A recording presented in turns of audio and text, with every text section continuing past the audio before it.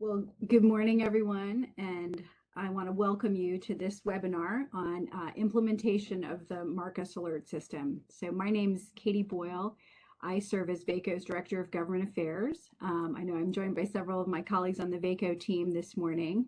Appreciate them being there. I know Carrie Walker, Jeremy Bennett are on, I think Gage Harder as well, so appreciate their participation. And so we're very pleased to be joined this morning by our guest speakers. Two state leaders who are coordinating the implementation of this complex initiative and are here this morning to give us an update.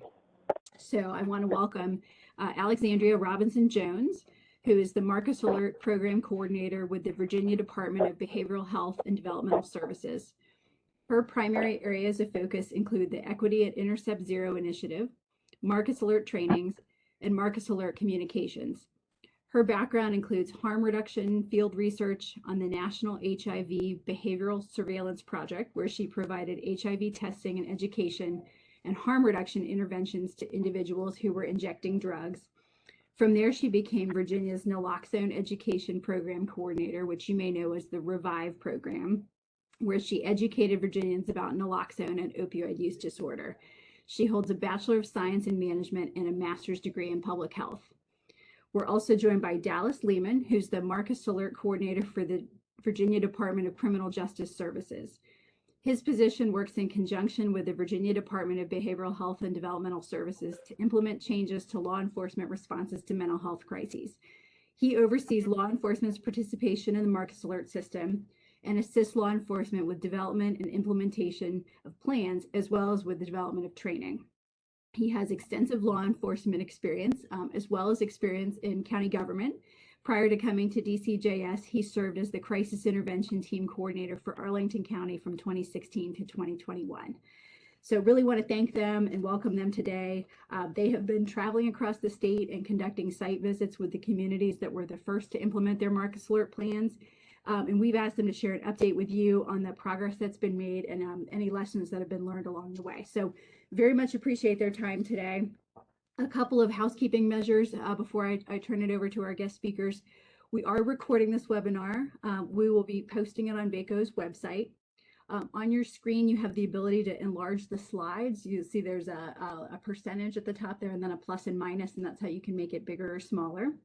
We'll also be posting the slides, and we'll send a copy of the slides to the participants in the webinar as well. We're going to field questions via the chat function. So if you'll type your question in the chat, I'll read your question out loud when we get to the Q&A portion so that people on the phone can hear it. If you're on the phone and you have a question, please just send me an email at kboyle@vaco.org. So Ms. Robinson-Jones and Mr. Leamon, welcome. Thank you so much for being here, and the floor is yours. Hello, good morning, everyone. Thank you for having us today. Thank you for the introductions also, Katie. So we thought it would be best to provide a general overview of the Marcus Alert system, since it's been a while since you all received this information from either of our departments, and make sure that you have the most up-to-date information. And then we can go into additional detail about some of the things Katie mentioned, such as results from the site visits or what we've learned from site visits, as well as from the barriers report that was submitted to the General Assembly on Marcus Alert last fall. And so I'll conclude the presentation with some of those updates. So when it comes to understanding what the Marcus Alert system is, the Marcus Alert system falls under the General Marcus David Peters Act, which was passed back in 2020. The goal of the program is to divert individuals that need behavioral health care from the criminal justice system. And the legislation tasked the Department of Behavioral Health and Developmental Services with developing a comprehensive crisis system, which includes mobile crisis teams and other community care teams that could include co-response teams, are the most common type in the state. And then there's also 3 specific protocols when responding to behavioral health emergencies. So these specific 3 protocols are what they're commonly referred to as the Marcus Alert system. So the first being diversion of calls from 911 dispatch 2 regional crisis call centers. So those regional crisis call centers are what support the new 988 number. You might be familiar with the National Suicide Prevention Lifeline. It was the 1-800-273-TALK number that did convert to 988 Lifeline back on July 1st of 2020. I'm sorry, July 16th of 2022. The second protocol is for backup services to be provided by local law enforcement agencies to mobile crisis teams when needed for emergency requests. The third protocol is for a specialized response from law enforcement when they do have to interact or respond to a behavioral health crisis situation. So some other components that are included in the Marcus David Peters Act include the Voluntary Database, and as previously mentioned, the development of a full comprehensive crisis continuum. Next slide, please. So the tenets or what makes up the comprehensive crisis system, there's a larger national model known as Crisis Now. And Crisis Now has 4 components to transforming a crisis system. Number 1 is having high-tech crisis call centers. Number 2 is the 24/7 mobile crisis teams. The third is crisis stabilization programs. And the fourth is requiring essential principles and practices. And so it's generally known as someone to call, someone to come, and a place to go. Virginia is working to develop these components for this comprehensive crisis system. So as previously mentioned, there are 2 regional crisis call centers that support 988 in our state system. Those are those high-tech crisis call centers. The 24/7 mobile crisis teams has been an initiative that's been ongoing for a few years, being funded through other programs at the department, such as STEP Virginia and Bravo, if you're familiar with those programs. But they are regional teams that are being funded, and also it's being additionally supported now by the governor's Right Help Right Now plan. He's putting additional funding towards developing the behavioral health crisis system, and also creating more of the crisis stabilization programs. So that will include creating more brick and mortar sites for individuals that are experiencing behavioral health crises, including CTACs. You might be familiar with those, as well as crisis receiving centers. The CTACs being the place where law enforcement can have a quick custody transfer of an individual who's experiencing a behavioral health crisis, and crisis receiving centers that include services such as 23-hour observation. All right, next slide, please. So this next slide is taken from a national publication that was created known as Cops, Clinicians, or Both. And this is really kind of what we are hoping to align our crisis system with. So you see that this image starts with a person in crisis. The continuum goes to this person calling a crisis line. Nationally, 80% of calls that are received at these crisis lines can be resolved over the phone. In the ideal crisis system, you have 911 being able to connect to this crisis line. In Virginia, we're fortunate that we have the Marcus Alert program because these are national models, but you can see this first star here for Protocol 1.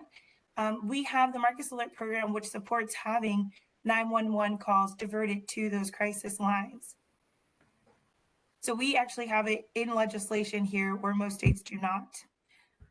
For the next person, for those that cannot be resolved over the phone, then we have mobile crisis teams that are able to go and support that individual with in-person interventions.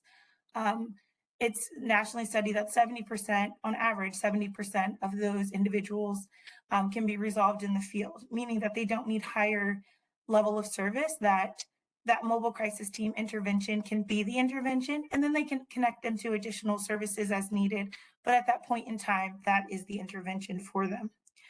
This connects to our Protocol 2 for Marcus Alert, where mobile crisis teams are able to get assistance from law enforcement if needed, but also we want to make sure that law enforcement is aware of these types of services in the community as well. And so if needed, if law enforcement is on scene, that they have access to those mobile crisis teams and are also able to get that individual support without having to involve them in the criminal justice system. For those individuals who cannot be, who need a higher level of care than the mobile crisis teams, then we have these brick and mortar sites, such as the crisis receiving centers, um, where 60 to 70% can be successfully discharged to the community. And then we have, leading next is to the post-crisis wraparound. And also to point out, Protocol 3 connects law enforcement to those crisis facilities as well. So it's an alternative to taking someone to jail, is being able to take that person to a community center where they're able to get the appropriate care without having to take them to the hospital as well. And so post-crisis wraparound services, 85% remain stable in community-based care. So the goal for all individuals who are joining into the crisis system, the goal for all of those individuals is to be able to get connected to ongoing care. So one of the core principles of the Crisis Now model is what they call air traffic control. And essentially it's meaning that you never want to lose sight of where a person is. You don't want anyone falling through the cracks. So from the time that that person, if they're starting with the crisis call center, having high technology call centers is what is going to support making sure that we can track that individual from every stage of the crisis continuum. So if they have been served by mobile crisis teams, getting them connected to their local community services board for appointments. There's care navigation that happens through the call centers, also working with their CSBs, just making sure that individuals are not engaging with the system and then leaving and we don't know what's happening with them, making sure they get the appropriate follow-up care as needed. The result of having a full crisis continuum is that you can see decreased use of jails, emergency departments, and inpatient care. Next slide, please. So moving to our state, the Marcus Alert State Plan.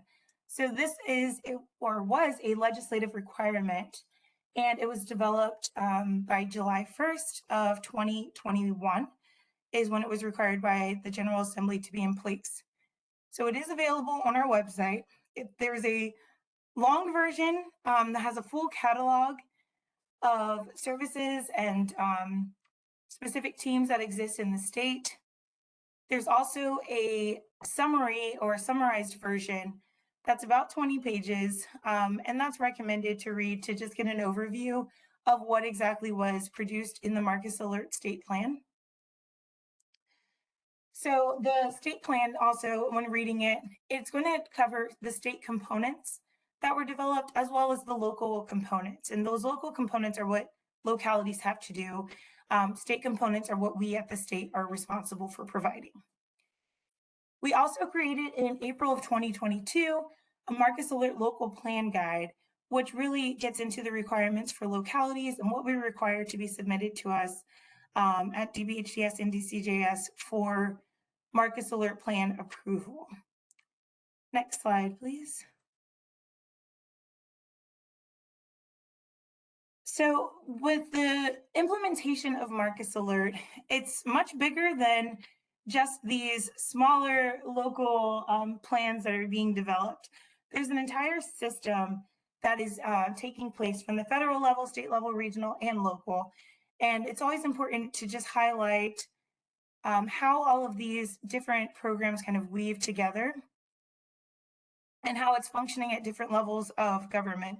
So at the federal level, 988 was required to be implemented by July 16th of 2022. So we did have the soft launch of 988 over last summer. This summer coming is a larger national campaign, also a statewide campaign that will be promoting individuals in behavioral health crisis to call 988. Part of that is also educating the public on the difference between 911 and 988. So individuals who are calling, they know the correct number to call. I know that's a big concern for a lot of our 911 stakeholders, is that folks who should be calling 911 would call 988. So that's part of the national campaign that will be, or the statewide campaign where we'll be providing that education.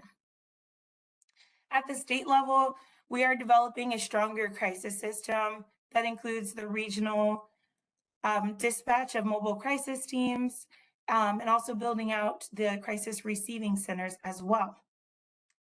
At the regional level, there are mobile crisis teams that are funded through STEP Virginia. They provide 24/7 coverage to each of the 5 DBHDS regions. So this is still in development, as most workforces are across the state. Workforce challenges exist for the behavioral health workforce as well. So getting those teams fully staffed, retaining that staff is a high priority as well. I previously mentioned the Governor's Right Help Right Now plan, which is working to address a lot of these initiatives and make sure that there's appropriate funding going to all of these systems, and also just working on a strategic level to make sure that we can really provide a full comprehensive continuum of care for individuals. And then at the local level, there's the Marcus Alert protocols that requires coordination with law enforcement, 911, also with behavioral health. There are other law enforcement reforms that are happening, and Marcus Alert intersects with all of that. Next slide, please. So just covering the state and regional components that are required. So at the state level, we developed in that state plan the 4-level framework for urgency, and it's typically known as the 4-level triage framework. And it sets standard definitions at the state level, and just uses those standard kind of, if you're familiar with it, the green, yellow, orange, red triage framework for Marcus Alert type calls. There's also the build out of those mobile crisis teams. We have the Equity at Intercept Zero initiative, which includes network leads and coalition development. And this is made to ensure that we have equity and a justice framework looking at the entire crisis continuum, from the data that's being collected at 988 call centers to looking at data on who's going to state hospitals or going to hospitals more frequently, looking for any disparities, but also just making sure that there's equal access to the crisis continuum for all Virginians. There's the development of statewide training standards, and also the larger public service campaign that's focused on calling 988. Next slide, please. So the state training, the training state plan includes basic behavioral health training. So this is one that it will be required for all teams that are dispatched from the regional hubs. So if a mobile crisis team or even a co-response team is being dispatched from the each of those regional mobile crisis dispatch hubs, in order to be able to bill for that service, they'll have to have completed these trainings in advance of being able to be dispatched. Basic 911 training. This content's going to be developed. It's in process now. We have a stakeholder group that's being developed for 911 that will be working on this basic 911 training for Marcus Alert. And then we have the basic and advanced Marcus Alert training. So this is a cross-sector training that will build on the basic trainings that are being offered, so that mobile crisis training and the 911 training, as well as CIT, but it's not a prerequisite. And this training is, it should be posted for an RFP in the next week or two. We did have a work group, a larger work group that was formed that was made up of a variety of stakeholders that approved the curriculum. Next slide, please. So the locality required components. So in the Marcus Alert local plan guide, we condensed what originally was being asked from localities. When I first joined the team, probably Dallas and I joined actually around the same time, we heard that it was a little confusing, a little complicated of what was being requested from localities to be able to successfully implement Marcus Alert. So we condensed that information and tried to put out a document that's more streamlined. So what we ask and what's required is a local agency inventory. So we're looking to know within the CSB geographic catchment area, what stakeholders exist there as far as law enforcement, 911, and what falls under that CSB catchment area. This will help us get a better understanding of what agencies are being the CSB works with, and also who's opting out and who's not at the time of plan submission. The second is the stakeholder member list. So each local area that's implementing Marcus Alert does need to form a stakeholder group, a diverse stakeholder group of community members and also local government employees. You want representatives from your 911 agency, your law enforcement agencies, and your CSB as well. So we want to know who is involved in making these decisions. The third is your Marcus Alert responses. These are the responses for each of those triage levels. So for level 1 calls, it would be 988. For level 2 calls, it could be a variety of local assets that exist. And we'll get into that in a little more detail as we move through the presentation. For that first protocol, we're asking about details on how you will be diverting calls to 911 or from 911 to 988. Protocol 2, we're asking to see the formal agreements or an MOU that's been developed between the regional crisis hubs and local law enforcement. A lot of times, localities have been including their 911 centers in those MOUs as well, and really using this standard MOU to kind of put their Marcus Alert plan formally in place somewhere under a contractual agreement between 911, law enforcement, the CSB Regional Mobile Crisis Hub. And so those look a little bit different. We do have sample or example MOUs on our website as well that you can look at. We have one available from Virginia Beach, which is a smaller area as far as the number of stakeholders that are required to be in that MOU. And then we also have one from Highlands CSB, where Highlands is more rural. And so they have several law enforcement agencies that are included in theirs. And they, it's nice that they include a lot of mutual aid and cross-jurisdictional work that they'll be doing for Marcus Alert. Protocol 3 has a list of requirements that TCGS requires for law enforcement agencies to be compliant with Marcus Alert. For those specialized responses, we ask for a budget on Marcus Alert funding. So how exactly are you allocating the $600,000 that's being allotted to each locality by the General Assembly? And then just contact information. So outside of those required components that we're collecting, you also need to have a voluntary database established. So that is legislatively required by July 1st of 2023. And also you need to have that planning process with the local stakeholder group. Next slide, please.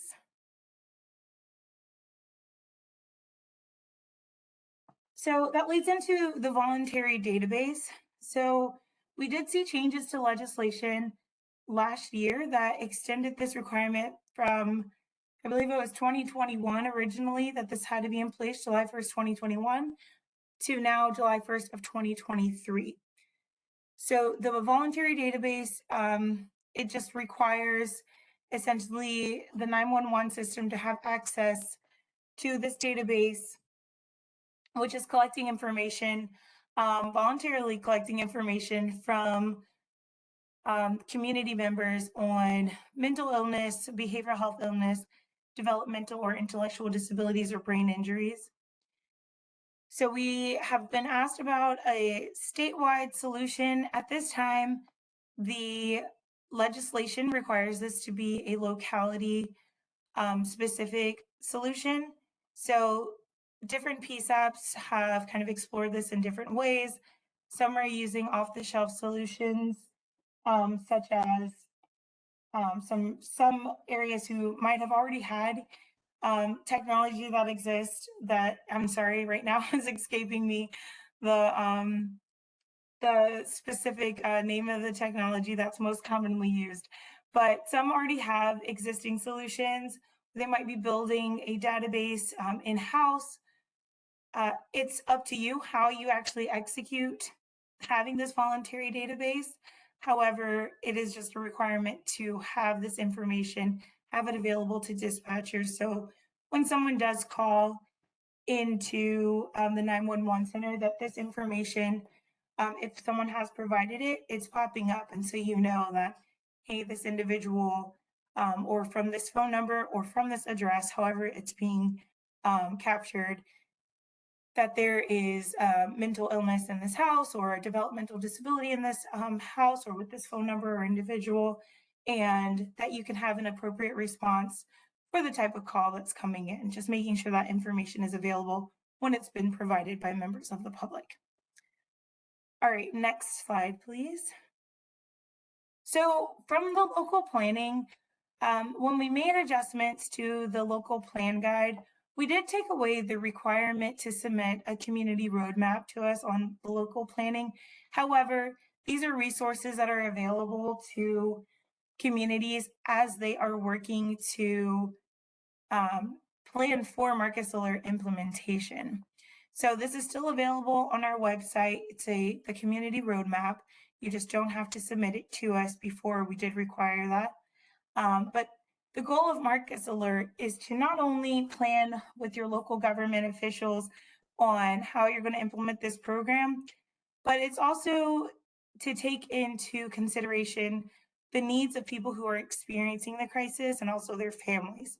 So you want to make sure that you have community input in your plan, and that you're not just kind of checking a box saying, we worked with stakeholders, but rather actually listening to the needs of your community and making sure that that's prioritized as you're doing your planning for Marcus Alert.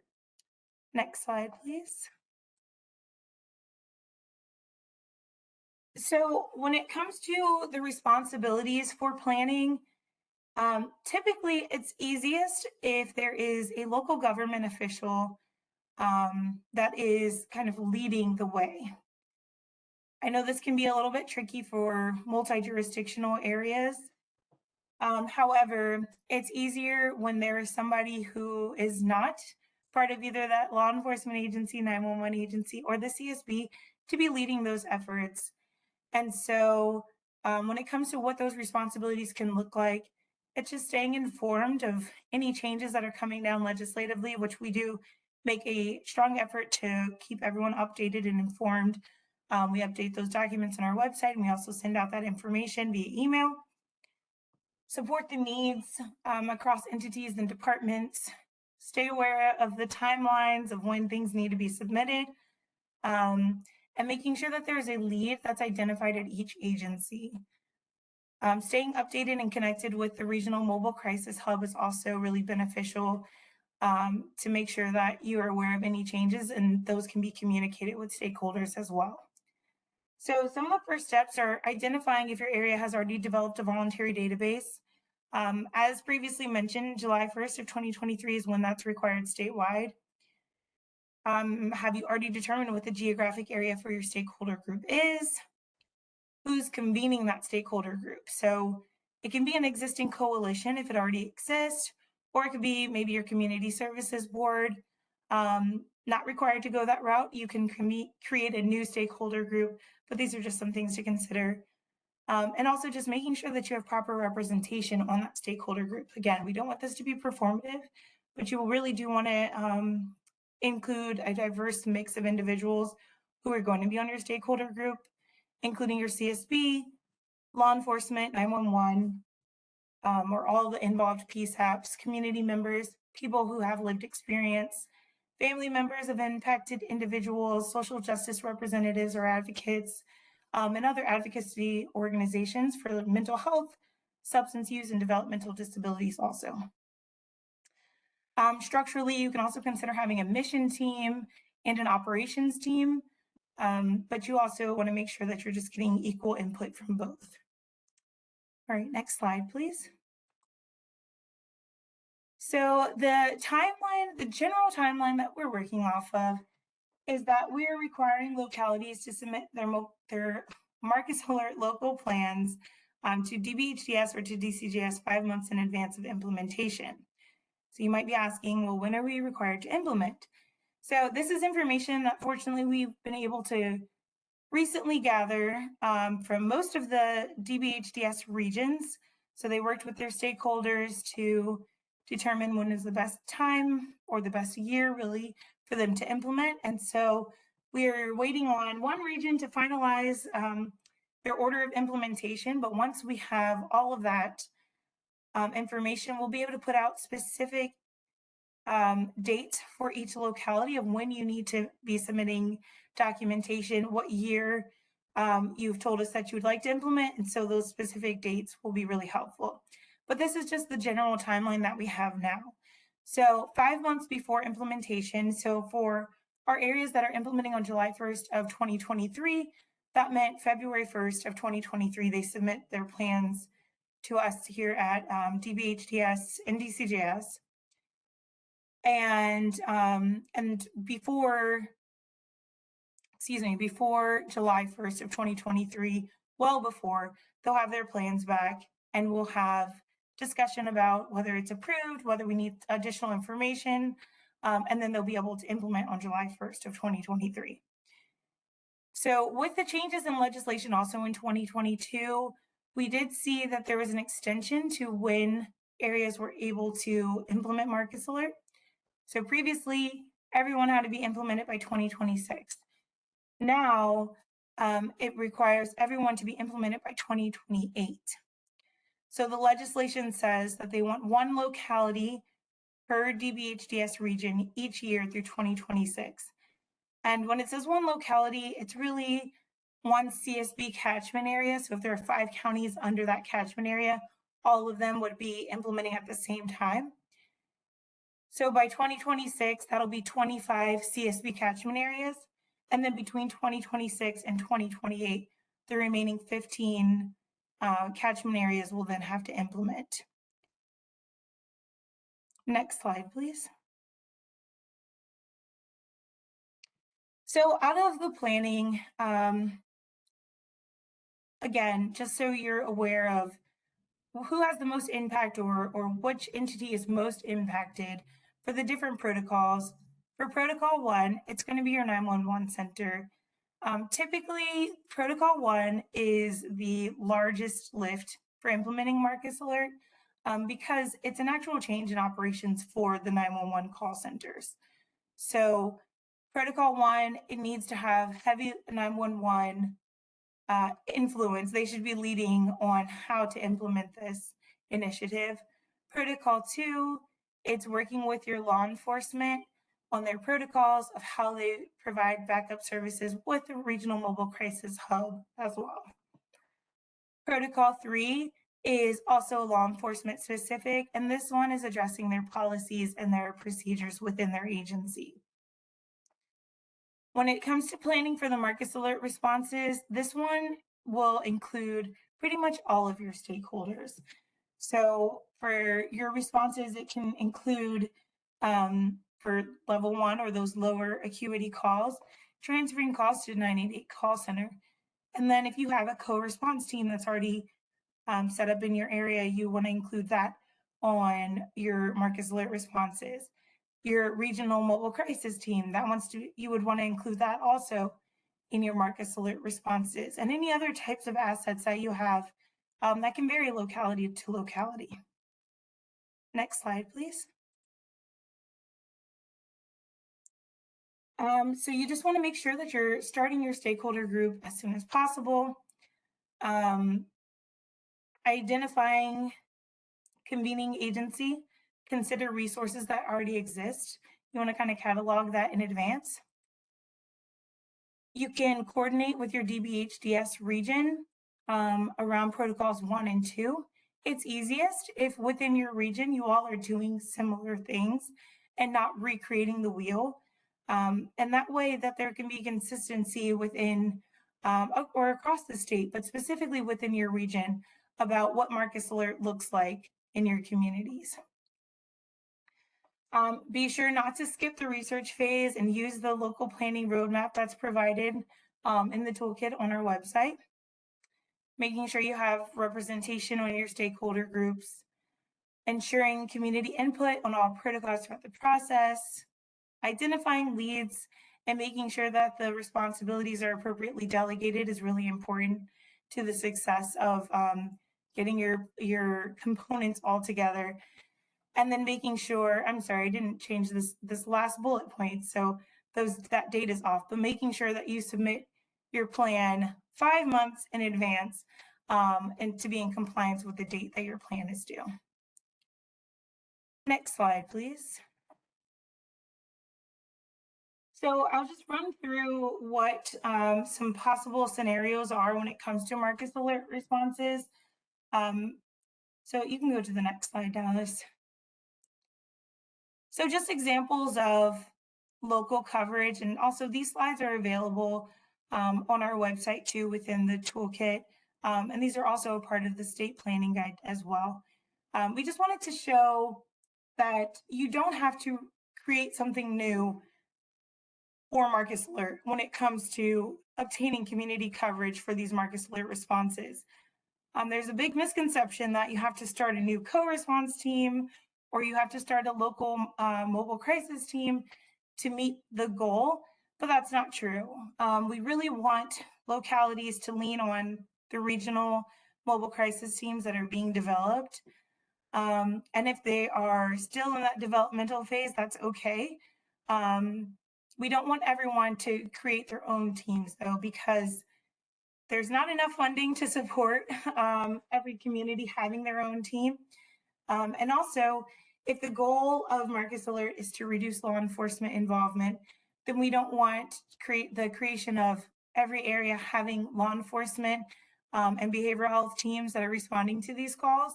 So if you don't have a co-response team or even a just behavioral health only mobile crisis team in your community already, you do not have to create that in addition to what's already being developed regionally. So yeah, there you'll see that there's examples of just utilizing local coverage only with remote coverage. So utilizing technology such as telehealth when you need to have a mobile crisis clinician available. Next slide. This is an example of having an additional local mobile crisis team if there was one created or it already existed in your area. Next slide, please. So this is an example of having a community care team that doesn't include law enforcement, such as a Cahoot style team, if you're familiar with Cahoots out of Eugene, Oregon. And that team is made up of behavioral health and EMS providers. Next slide. Here's an example of having a preventative community care team that includes law enforcement as well. Next slide.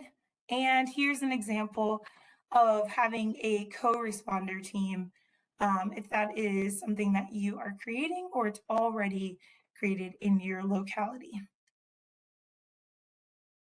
All right, next slide, please. Thank you.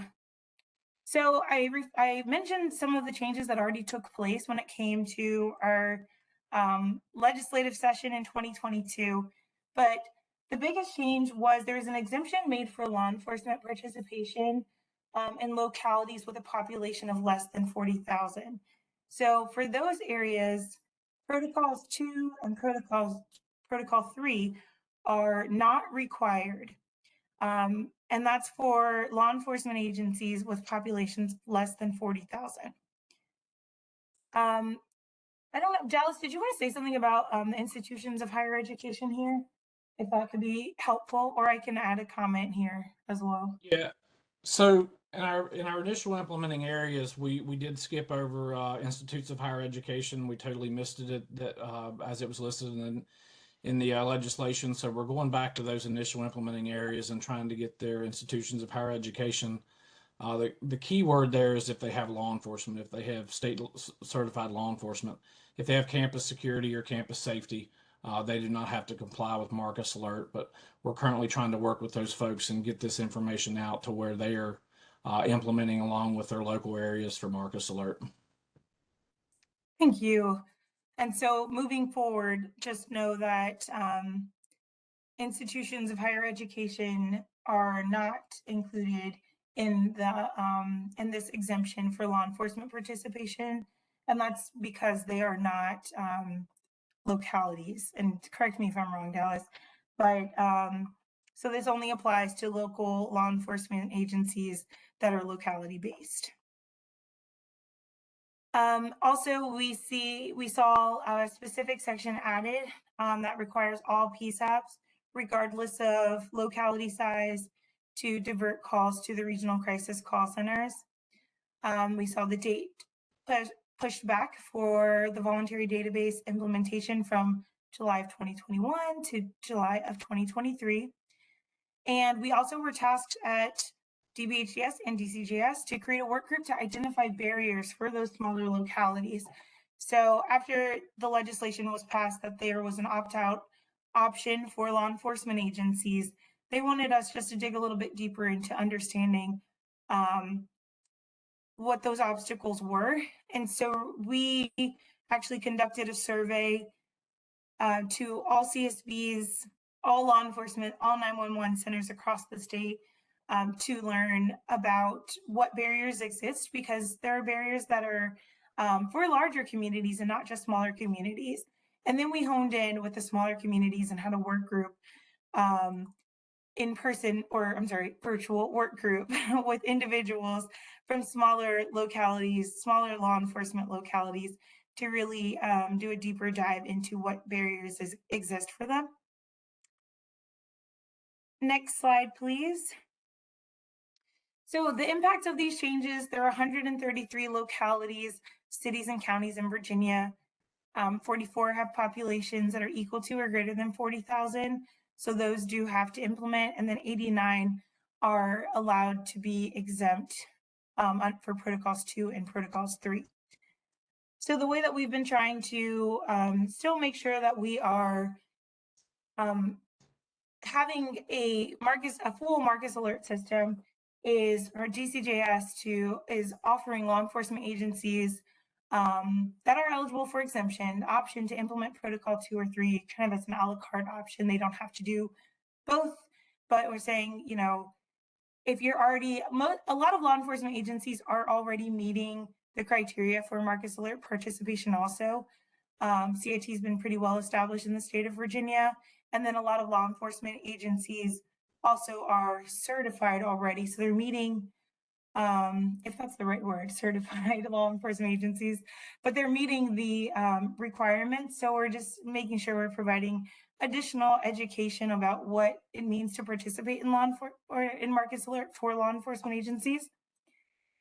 And also just providing additional technical assistance to those agencies. Next slide, please. So when it comes to funding, there is a $600,000 allocation that's been provided to 10 of the areas currently. So those are the 5 first implementing areas, and then these next 5 that are implementing on July 1st. When it comes to funding, we follow the state budget. So we haven't received any indication of changes, but right now we can only work with the current budget that we have, which shows the $600,000 being offered for these next implementing areas in addition to those first. And once the new budget's released, then we can provide additional insight into what additional funding looks like, or funding for the next areas as well. Next slide, please. So here's just a map of where Marcus Alert is implemented. So those are the green areas across the state. And then phase 2 is where it will be implemented come July 1st of 2023. And then where you see the dotted areas, those are where your regional crisis hubs are. and that's where the dispatch of those mobile crisis teams happens. However, teams are not just located at that dispatch center. Teams are usually located across the region, but the central technology exists at that hub. Next slide, please. So talking about what we learned from the barriers report, it became clear to us, and for the sake of time, I'll try to be brief, became clear to us that there's a lot of work to do when it comes to education for Marcus Alert communities, especially for those smaller communities. There's a lot of misunderstanding about what's required for Marcus Alert and when implementation is required. It also probably the biggest thing that's impacting law enforcement right now, as well as our 911 centers, is staffing. Staffing and retention is a huge issue, and it's hard to implement new initiatives when you're not fully staffed and your kind of core functions are at risk of not being executed. With site visits, so we have been visiting all of the sites, the Marcus Alert sites, except for I think 3 out of the 10 we have not been able to visit due to COVID, and then we need to schedule with 2 other ones still. But just being able to be there in person, doing ride-alongs with the co-response team, listening to calls at the 911 centers, seeing how they're triaging those Marcus Alert calls, how they're being handled, it really helped provide additional insights into what additional support is needed for Marcus Alert, as well as what's really working successfully in some areas, some really innovative strategies that they've implemented, or where technology exists that they've just been able to kind of manipulate and make into or merge it with their Marcus Alert system to support the initiative. We also recently received Q1 and Q2 PSAP data. So the PSAPs were required to start submitting data to DBHDS on July 1st of 2022. So we just have these first 2 quarters, and it's setting baseline data, seeing trends on how often are we dispatching law enforcement to Marcus Alert calls at these various levels. And we just are establishing that baseline, and we know where we're starting and where we have to go from there. Next slide, please. So what's next? There's the RFP is in progress for the basic and advanced Marcus Alert trainings. We at DBHDS have received a recent grant award for 911 training, and also for a 911 coordinator to help with that and provide technical assistance as well. There's a 911 training work group that's coming soon. There are 5 more implementations that are taking place on July 1st of 2023. Our Equity at Intercept 0 awardees are now entering year 2 of their contracts. And we're excited about the governor's budget that's currently with the General Assembly still, that is supporting the behavioral health crisis system with Governor Youngkin's Right Help Right Now plan. And we can skip this slide, Dallas, and we can go to questions. So thank you so much for having us. Sorry, Katie, if I ran over a little bit long. Not at all. There's a lot to this, and so I think you all provided a lot of really helpful information. So I'm gonna pause for a second and let folks type questions in the chat if you'll have a few minutes to field some questions. Yes. Yep, I'm available. Okay. And perhaps while people are thinking, let me maybe throw one out to you. Could you all talk a little bit about the 988 rollout and how that's going with the PSAPs, and maybe also talk a little bit about what might be planned in terms of public outreach later this year? Sure. So as far as 988 rollout, so we have seen an increase in calls to the 988 line. So we're really happy with how the rollout is going of integrating 2 call centers into kind of the state's process. It's an ongoing process still. So, you know, nothing in this system is just, as soon as you launch it, it's ready to go.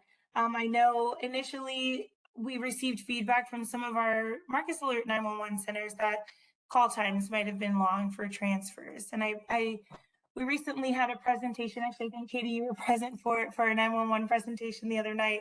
I believe one of our call centers said that in July of 2022, they saw a 300% increase in their call volume. And those weren't calls for service. They were actually just inquiries about, does this exist? If I call this line, will it work? And so, unfortunately, with the kind of heightened attention of 988, it did interfere with call answering times. So really over the last several months, we've just been trying to tune into that and making sure that when calls are being transferred, especially from our 911 centers, that they're being prioritized. So both of our call centers have PSAP specific lines, and this is part of their Marcus Alert rollout.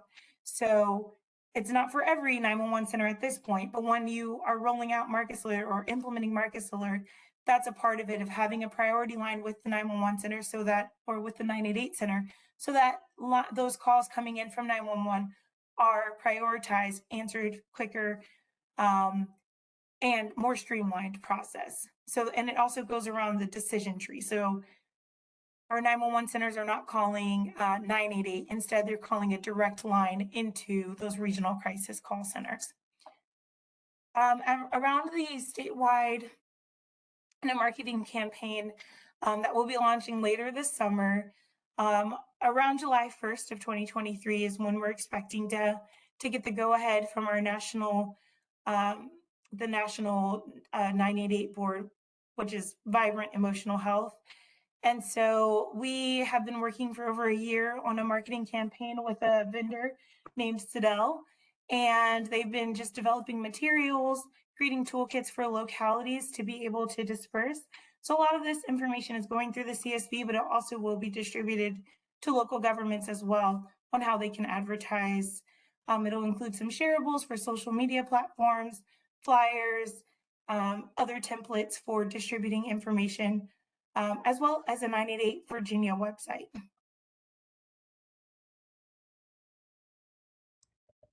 Great, thank you. And so I've gotten a question, just kind of a clarifying question about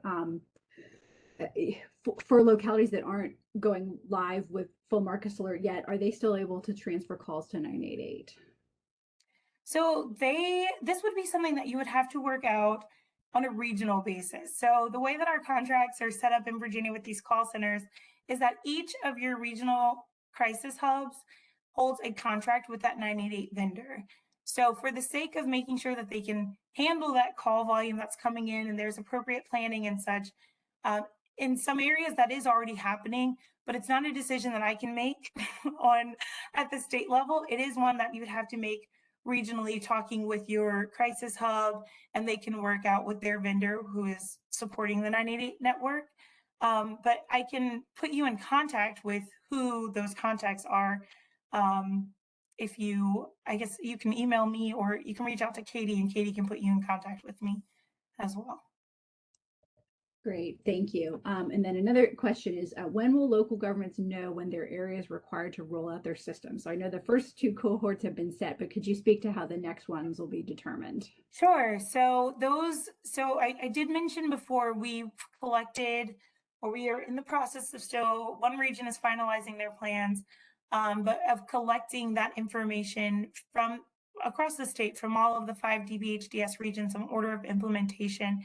And so once we have all of that information, I'm expecting to get this final regional information hopefully within the next week or so.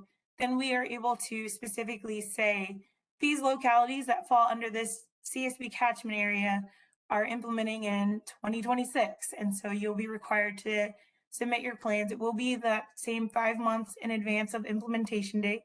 So it'll be probably February 1st of 2026 or of 2025, whichever year. I don't have an exact date of when you can expect it, but I would say this spring for sure. Okay, great. And I see that Dallas has posted email addresses in the chat for everyone. I just wanted to call folks' attention to that. And I think those are on the end of your slides too. So when those go out, people will have your contact information, and I really appreciate that. So I think we may have time for another question if anybody's got one percolating. Or it may be that folks need to maybe talk a little bit with their folks at home and maybe reaching out to you directly later on. So, okay. Well, I really want to thank you both for being here and for sharing all this really helpful information. Hopefully we will be continuing to talk and work together, and hope to have you all back for more updates as you all continue to roll this out. And so thank you all very, very much. And everyone have a really good day. Thank you.